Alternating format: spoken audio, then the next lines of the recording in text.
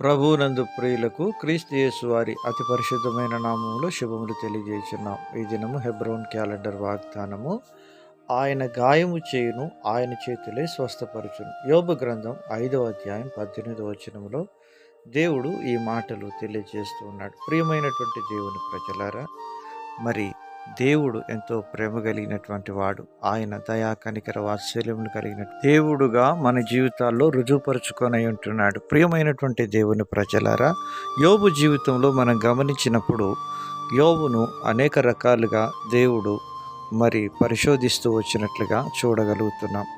మరి అపవాదికి యోబు మీద మరి ఆయన అనుమతి ఇచ్చి యోబును పరిశోధించడానికి శోధించడానికి దేవుడు అనుమతిస్తూ వచ్చినట్లుగా చూడగలుగుతున్నాం.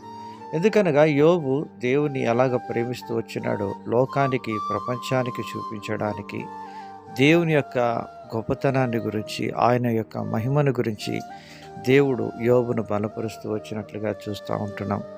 యోబు నీతిమంతుడైనప్పటికీ యోబు జీవితంలో ఎన్నో శ్రమలు వచ్చినాయి. అయినా కానీ యోబు కృంగిపోక నిరుత్సాహపడక దేవుడి వైపు చూస్తూ ముందుకు సాగుతూ వచ్చినాడు. నోటి మాట చేత కూడా అతడు పాపం చేయలేదని బైబిల్ గ్రంథము సెలవిస్తూ ఉంటున్నది. శ్రమ దినమున నీవు కృంగిన ఎడల చేతకాని వాడవగుతూ అని దేవుని వాక్యం సెలవిస్తుంది. ప్రియమైనటువంటి దేవుని ప్రజలారా, దేవుడు ఎందుకు గాయములు చేసేవాడుగా ఉంటున్నాడంటే యోహాను సువార్త 15వ అధ్యాయంలో దేవుడు సెలవిచ్చినాడు.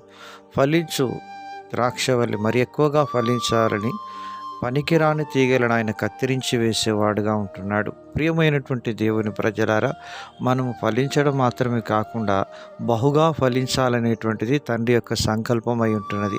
ఆధ్యాత్మిక జీవితంలో మనము ఆ విధంగా వర్ధిల్లి తండ్రికి మహిమకరంగా జీవించాలనేది దేవుని యొక్క సంకల్పం అయి ఉంటున్నది. అందును బట్టి మన జీవితంలో మరి ఎంత భక్తిగా ఆత్మీయంగా మనం జీవిస్తున్న కొలది అంత శ్రమలు ఎక్కువగా విస్తరించేవిగా ఉంటున్నవి. అందును బట్టి మనం దేవుని అపార్థం చేసుకోకూడదు. కానీ దేవుడు మరి ఎక్కువగా మనల్ని ఫలించేదానికి ఆయా గాయాలు చేసేవాడుగా ఉంటున్నాడు. ఆయనే గాయములు చేయును, ఆయన చేతులే స్వస్థపరచునని దేవుడు సెలవిస్తున్నాడు.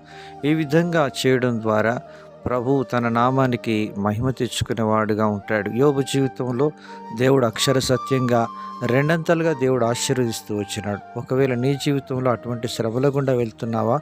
కృంగిపోక నిరాశపడక యోబు వలె ఓపికతో మౌనంగా సహనంగా ఆయన సన్నిధిలో కనిపెట్టుకున్నప్పుడు యోబును రెండంతలుగా దీవించిన దేవుడు నిన్ను కూడా దీవించి అలాగున ఆశీర్వదించును గాక.